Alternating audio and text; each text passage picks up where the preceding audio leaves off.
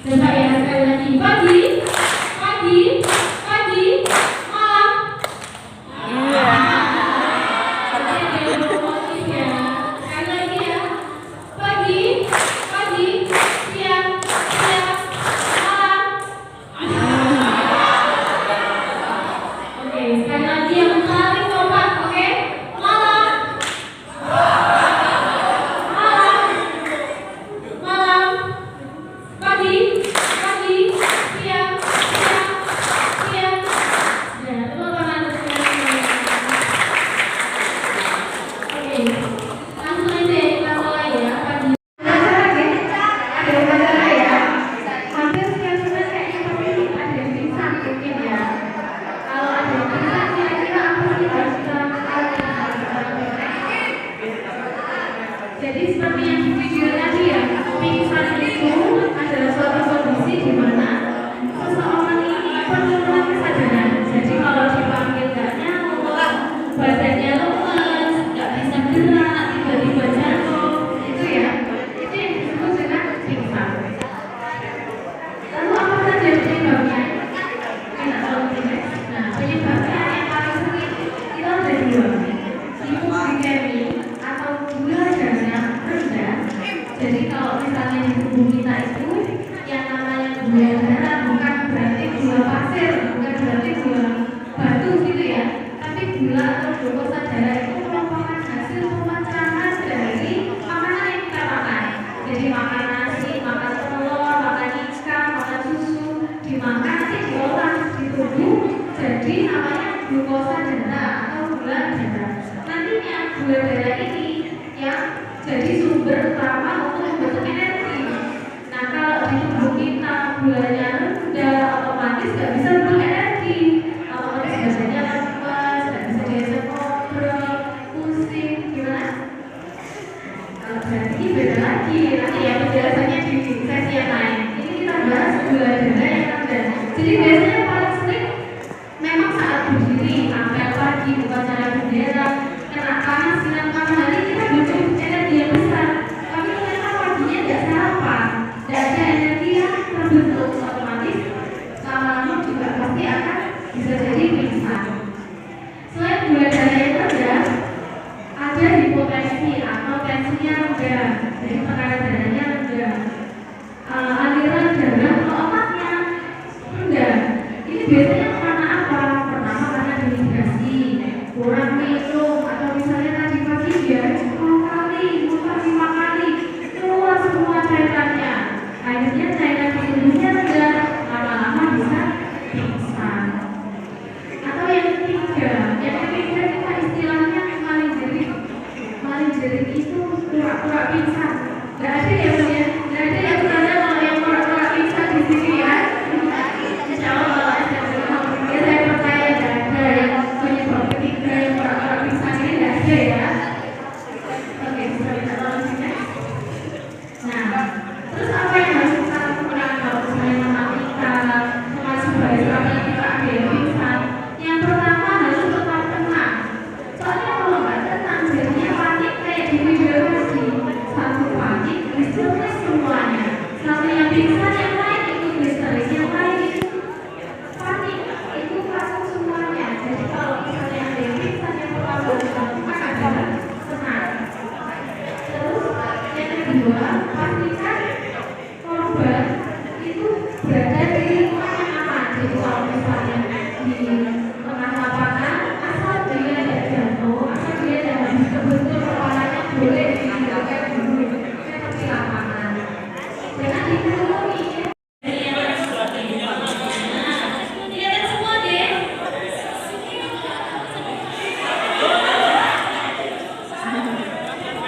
Oh iya sama.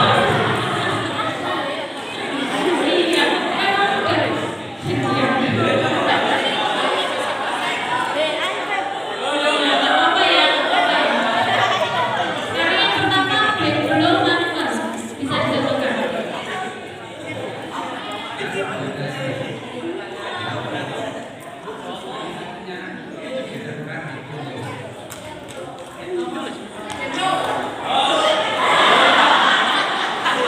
Harus ya, harus. Iya,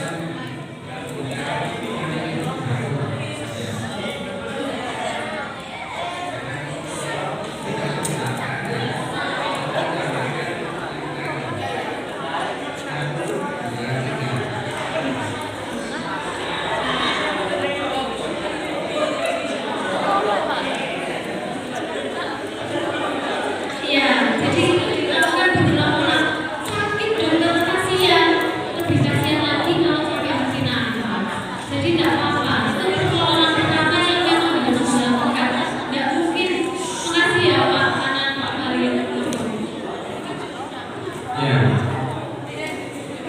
Ada bisa ya? Saya ini kasihnya sedikit dulu. Kayak di coba lagi. Ya. Jadi tadi terasa itu. Rasanya itu saya itu suka kalau ada benda asing, asing itu bisa keluar. Jadi ada apa?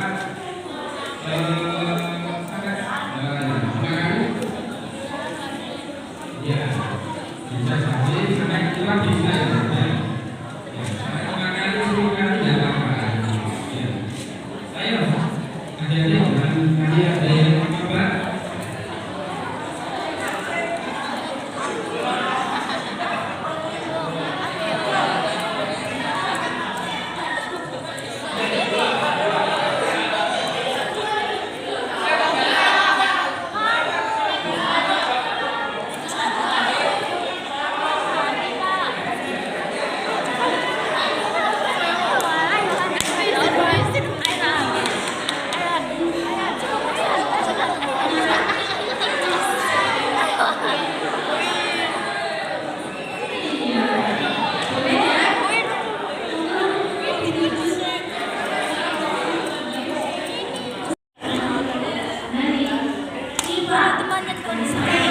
Pasiennya yang mana? Pasiennya yang mana? Kalau pasiennya yang mana? Boleh. Gimana tadi? Pertama dikepalkan tangannya, yang kanan dikepalkan. Oke. Ini ya, sekali lagi. Yang satu. Nah, tangannya kiri. Nah, betul. Itu ya. Ini.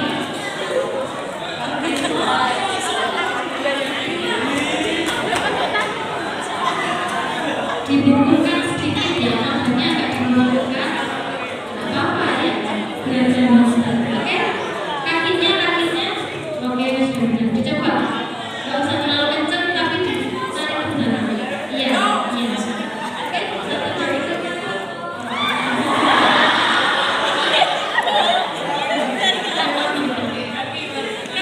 Terasa ada gerakan.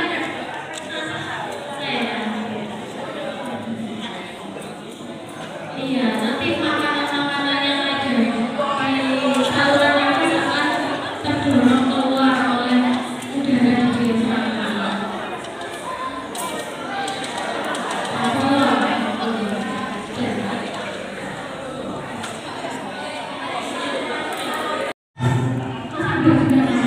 Yang jatuh ya Pak, santai aja ya.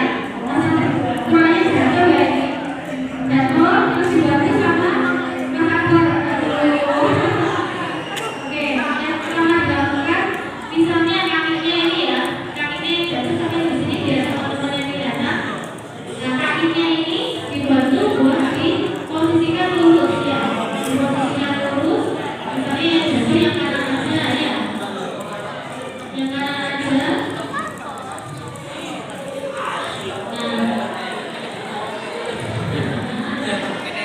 Oke, kita praktekinnya yang buat bandage-nya ya.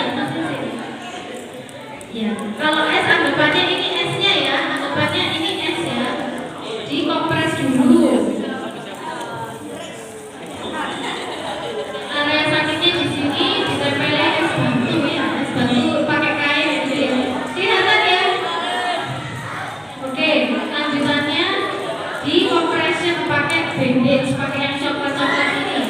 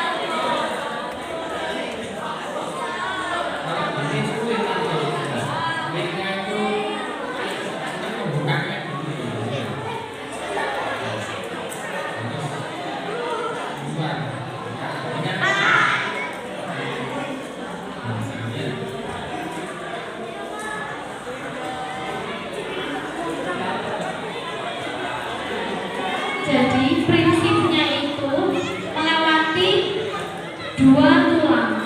Jadi kalau misalnya kaki yang kena, dia harus meliputi yang tulang bawah sini sama sini gitu. Kalau misalnya tangan juga sama, pokoknya meliputi dua. Jadi nggak cuma satu area gitu ya, tapi meliputi dua tulang. Enak ya Mas ya? Sakit nggak? Kalau misalnya kita lagi cedera terus dikasih ini, dia kan membantu imobilisasi.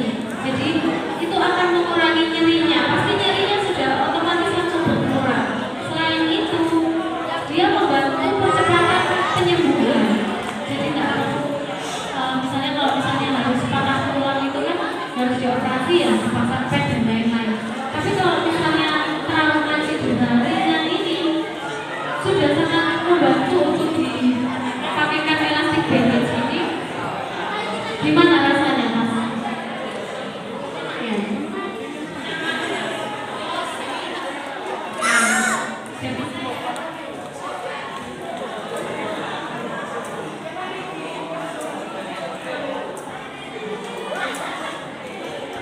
Nanti kalau ada yang main sepak bola terus jatuh, manggilnya ke Mas Akbar ya. Mas Akbar yang ini, siapa namanya? Terima kasih ya. Nih, misal ini ada pasien tiba-tiba pingsan, tiba-tiba jatuh. Maka yang pertama tadi sudah yang dikatakan kena, amankan lokasi, cek respon. Cek respon bisa dipakai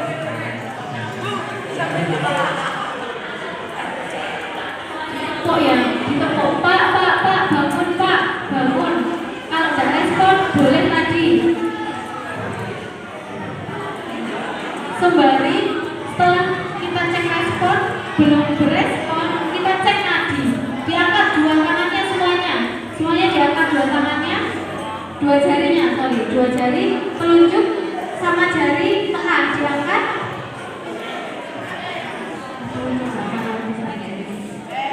Ditempelkan di lehernya masing-masing. Jadi kalau ini leher tengah, sebelah kanan atau kiri boleh 2 cm dari tenggorokan, ditempelkan. Kerasa ya?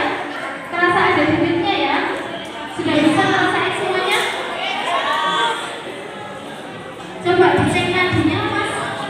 Bisa ya? Kerasa ya? Kerasa ya?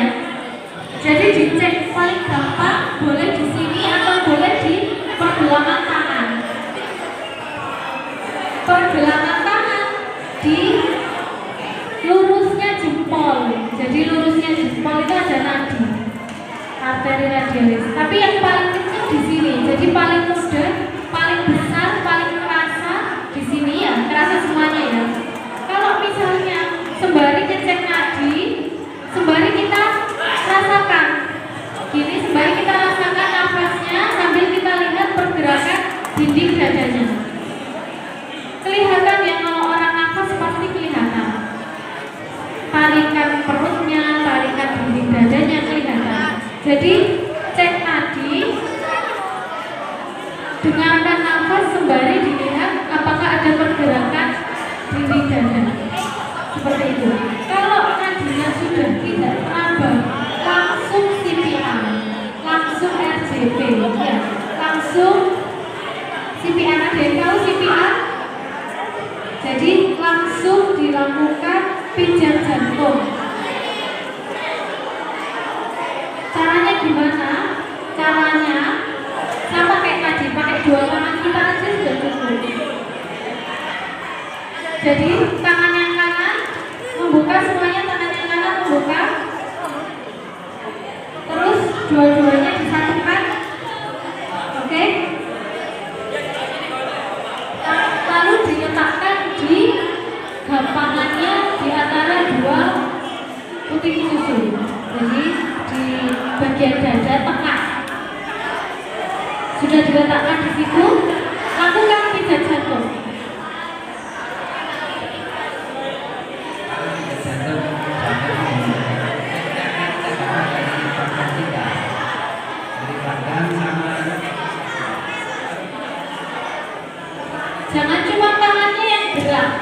badannya, ya, badannya yang gerak. Nanti dicoba ya, nanti habis ini latihan. Dipijat sembari. Ayo, Mas Faru tiduran. Tiduran. Yang jadi pasien kedua siapa? Mas Rama, ayo tiduran. Aku maju biar kelihatan temannya. Ya, nggak apa-apa. Nah.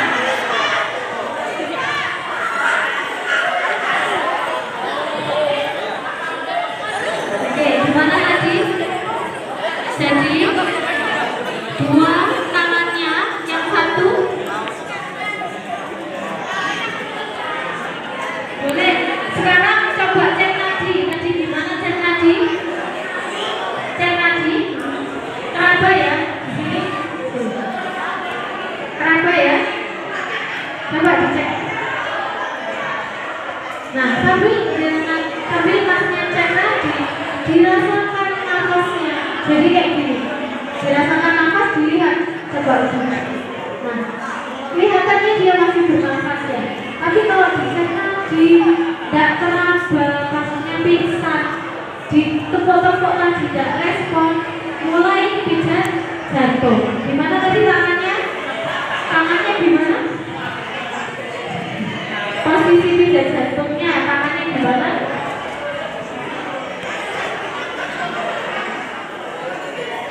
Nah,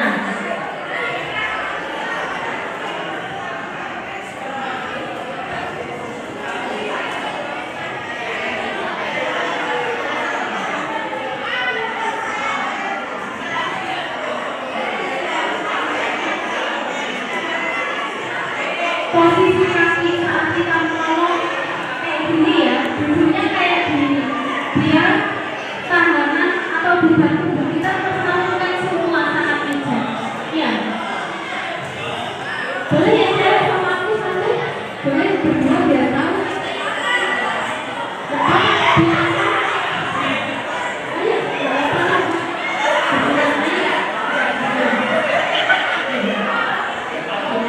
biar sama-sama tahu semuanya. Di sini aja biar kelihatan teman-teman yang jawab. Siapa yang jadi pasiennya? Gak apa-apa, tak tutupin. Biar yang teman-teman cewek pada tahu. Apa nadinya? Oke. Tadi gimana awalnya? Dilakukan kalau ada orang pingsan gimana? Respon dipanggil. Siapa? Mbak Elsa, Mbak Elsa. Mbak Nyamuk, Mbak Elsa. Coba rangsang nyeri kukunya di rasa ya, nyeri ya. Harusnya kalau orang yang cuma pingsan bisa sadar kembali ya. Tapi kok nggak berespon terhadap rangsang nyeri, kita mulai cek nadi di bagian arteri karotis ya, di bagian leher. Hah? Ini. Nah, gitu ya. Teraba ya. Nah, sembari cek nadi, tangan kita kan cek nadi gini ya. Nah, itu kita posisi kepala kita kayak gini. Sambil merasakan hembusan nafasnya Mbak Elisa, sambil melihat perutnya. Oh, masih nafas. Tapi nggak ada nadinya. Nadinya nggak teraba. Jadi kalau nggak teraba langsung mulai pijat jantung. Gimana tadi posisi tangannya ditunjukkan ke temannya? Nah, pintar Mbak, siapa namanya?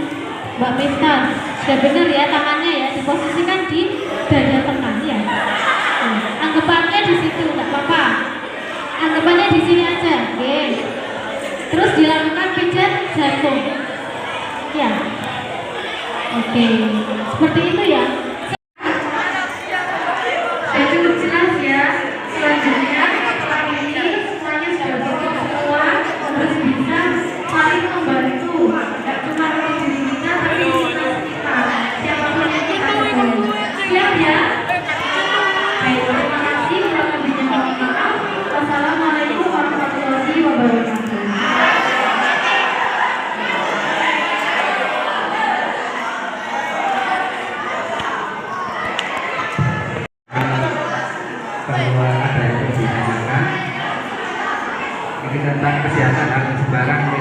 Tapi kalau bisa tidak sama juga. Kan sering terjadi di lingkungan sekolah. Monggo. Tanya. Yang bisa tanya, barangkali. Tanya. Tanya, Om. Sering kepreset. Gak apa-apa, ta. Van, tanya, Van. Tanya. Tanya dulu. Pemerkosaan.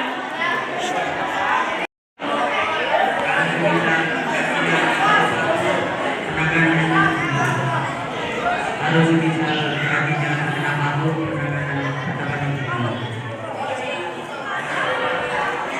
kalau kakinya kena paku cara penanganan utama gimana?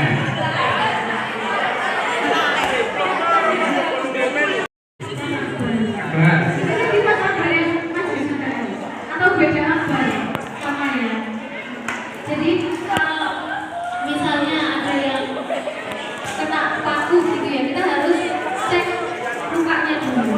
Terus kita pastikan pakunya ini nancep atau enggak. Kalau posisi pakunya nancep, jangan ditarik sendiri. Ya, jadi kalau misalnya posisinya kakinya sudah pakai sendal tapi bukan berpaku, yang nancep jangan ditarik sendiri. Penanganannya langsung ke UGD terdekat. Tidak perlu ditarik sendiri, tidak perlu dikasih minyak-minyakan dan perlu. Jadi nanti penanganannya juga jadi biasa.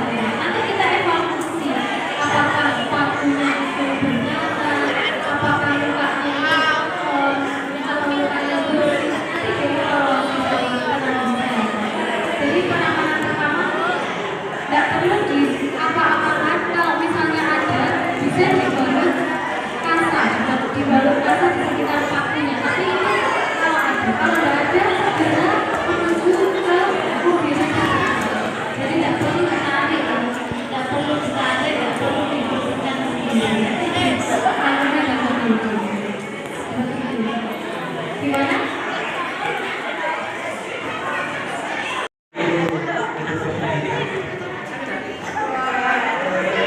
Waktu itu, jadi anak gue ceritanya sudah pernah kena paku, tapi pakunya itu cuma sendiri. Pakunya itu kayu apa enggak? Ada mereknya apa enggak? Ada. Tapi posisinya memang nggak di dalam gitu ya. Tapi habis itu kan apa ke UGD enggak? Untuk berikutnya, kalau ada yang mengalami sama kayak Mas Abbas, harus langsung ke UGD. Ya. Apalagi remaja, artinya alatnya, ya. Kita khawatirkan pasti jadi saya tahu sih bukanya itu harus pakai vaksin tetapinya jadi sebaiknya kalau kejadian kayak Mas Abbas harus ke UGD langsung. Meskipun sudah tertarik tapi kan masih ada lukanya ya, pasti masih ada luka. Iya, jadi nanti kebersihan dilakukan. Sakit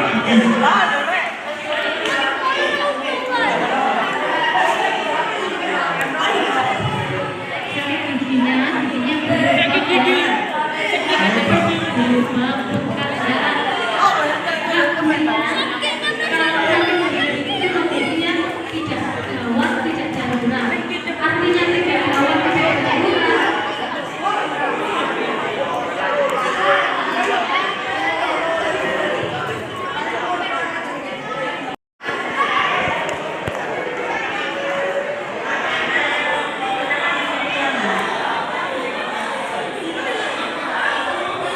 Ini temannya ada yang tanya gimana cara menangani penyakit lambung. Pasti sering ya terjadi ya, nyeri perut, ulu hati, terasa perih, pengen muntah, mual, perutnya bergerak, itu sering terjadi ya. Jadi yang paling pertama harus diketahui penyebab dari sakit lambung itu. Yang pertama yang paling sering telat makan, jadi nggak boleh telat makan. Makan pedas, sebentar, siang pedas, itu nggak boleh. Nggak boleh kalau misalnya perutnya perih, sudah sakit lambung,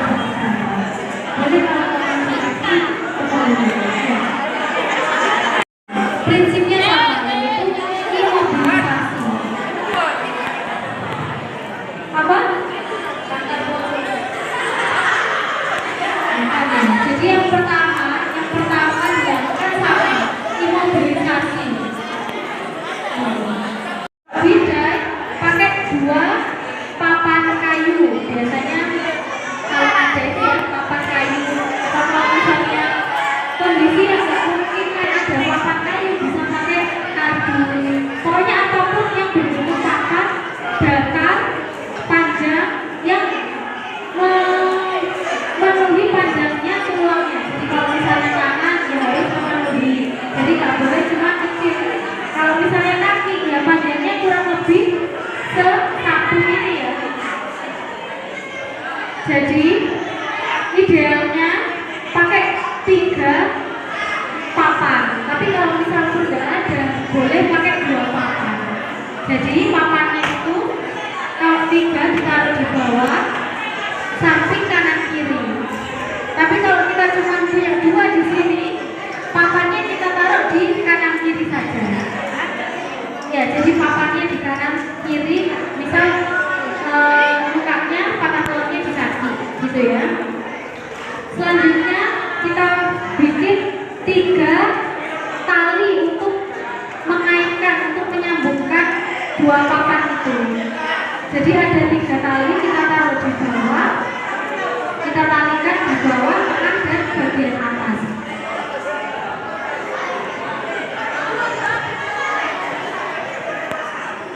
Yang patah anggapannya yang patah di tulang betis ya, anggapannya di tulang betis. Jadi meskipun yang patah di tulang betis, kita harus imobilisasinya sampai atas. Jadi bukan yang sebelah sini saja. Fungsinya dia bisa menyangga, jadi disangga sama yang atas, gitu ya. Jadi tetap seperti yang dipraktekkan ya. Jadi talinya pun dari atas, meskipun yang patah di bawah. Kita imobilisasi 2 tulang ini. Jadi di sini ada tulang panjang, femoris, sama di tulang bawah ya, tulang betis ya. Nah, cara talinya kayak gini ya Mas Akbar ya. Jadi dibikin 2 kayak gini. Nah, biar mudah. Terus diselupupkan ke bagian bawahnya.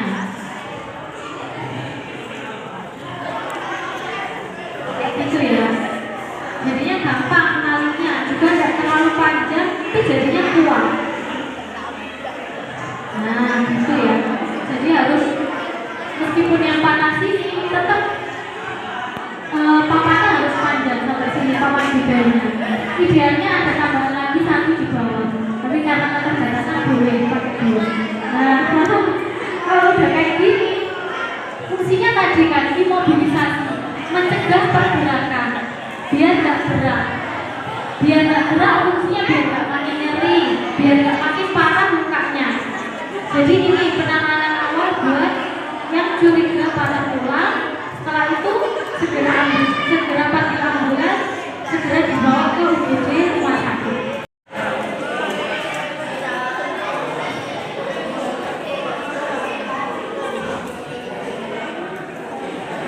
Jadi yang tali pertama ada air, biar ini tetap terikat ya, yang di atasnya. Terus di talinya nggak perlu terlalu kencang, tapi yang rapat. Boleh tali jujur kayak gitu ya. Satu lagi yang bawah sini.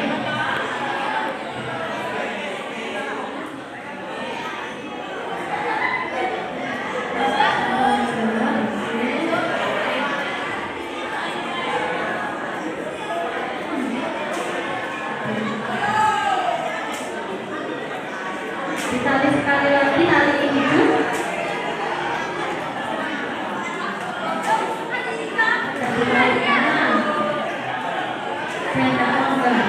Jadi ditarik sampai erat.